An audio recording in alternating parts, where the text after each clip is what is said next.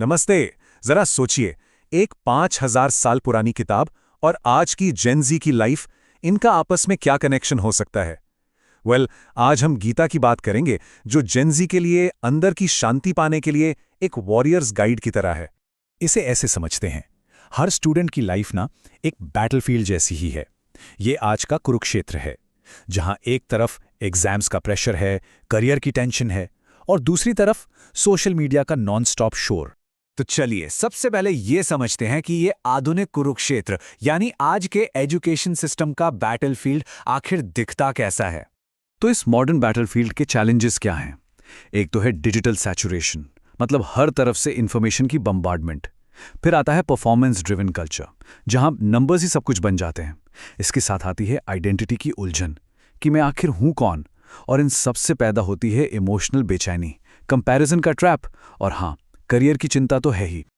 और इन सब में से एक सबसे बड़ा दुश्मन निकल कर आता है कंपैरिजन। मतलब हम अपनी बिहाइंड द सीन्स वाली लाइफ को दूसरों की हाईलाइट रील से कंपेयर करने लगते हैं। सिंपल है ना? इंस्टाग्राम पर किसी की परफेक्ट वेकेशन फोटो देखी और अचानक अपनी लाइफ बोरिंग लगने लगी। होता है ना ऐसा? तो ये जो बाहर का बैटलफील्ड है ना, ये अंदर एक बहुत गहरा संकट पैदा करता है, एक तरह का क्राइसिस ऑफ स्पिरिट। और ये बिल्कुल वैसा ही है जैसा कुरुक्षेत्र के मैदान में अपने ही लोगों के खिलाफ लड़ने से ठीक पहले अर्जुन ने महसूस किया था। और ये सिर्फ कोई फीलिंग नहीं है, इसके पीछे नंबर्स हैं। एनसीईआरटी के एक नेशनल सर्वे के हिसाब से इंडिया में 80%, जी हां 80% से ज्यादा स्टूडेंट्स पढ़ाई के जबरदस्त स्ट्रेस से गुजर रहे हैं। ये जो शब्द है ना, ये अर्जुन के हैं। मेरे अंग कांप रहे हैं, मेरा मुंह सूख रहा है, मेरा शरीर थरथरा रहा है। अब ईमानदारी से सोचिए, क्या ये फीलिंग जानी पहचानी नहीं लगती? शायद एग्जाम हॉल के ठीक बाहर या रिजल्ट आने से एक रात पहले।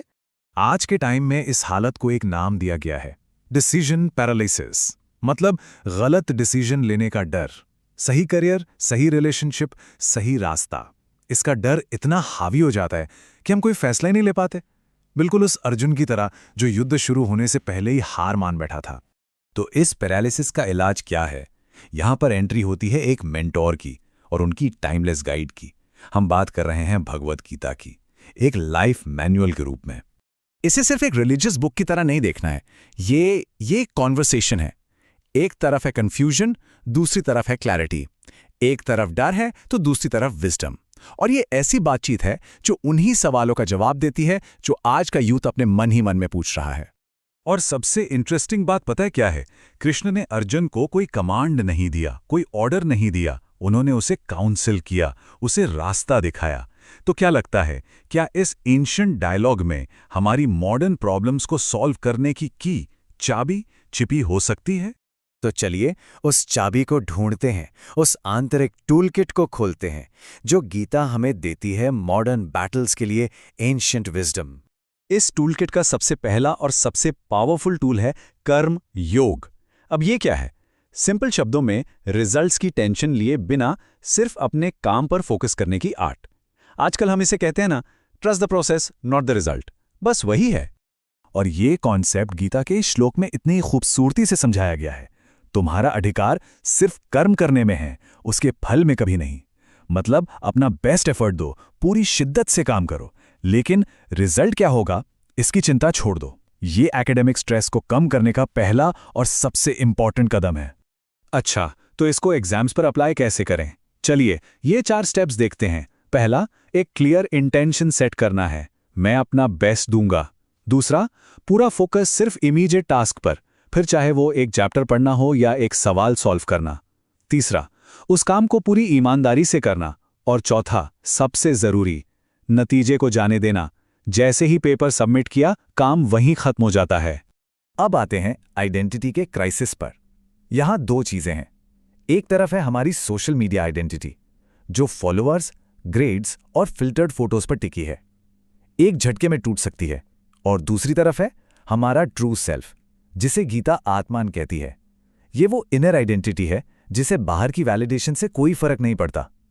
अपनी सेल्फ वर्थ को लाइक्स और कमेंट से अलग करना, यही तो असली आजादी है। लेकिन सवाल यह है कि इस ट्रू सेल्फ तक पहुंचे कैसे, खासकर तब जब मन ही इतना भटका हुआ हो, जिसे गीता चंचल यानी रेस्टलेस कहती है।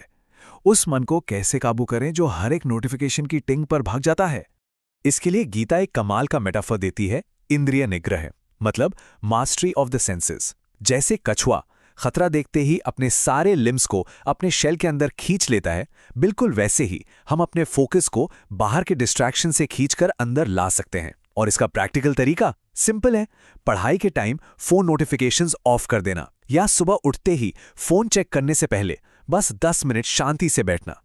और जब हम इन टूल्स का इस्तेमाल करना शुरू करते हैं, तब हम अपने अल्टीमेट गोल की तरफ बढ़ते हैं, एक अनशेकेबल माइंड बनाना, एक मॉडर्न वॉरियर का मन जिसे बाहर की उथल-पुथल हिला ना सके।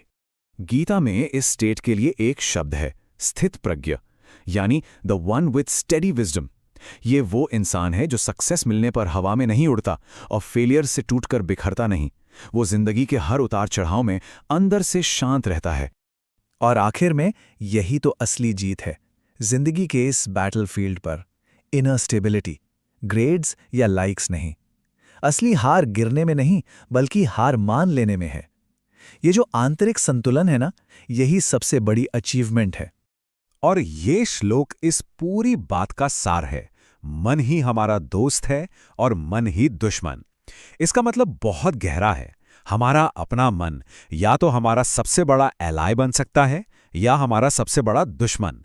चॉइस हमारी है। तो इस पूरी चर्चा को हम इस एक सवाल पर छोड़ते हैं, जिसे हम सबको खुद से पूछना है। अपनी डेली बैटल्स में हमारा मन हमारा एलाय है या हमारा सबसे बड़ा एनिमी?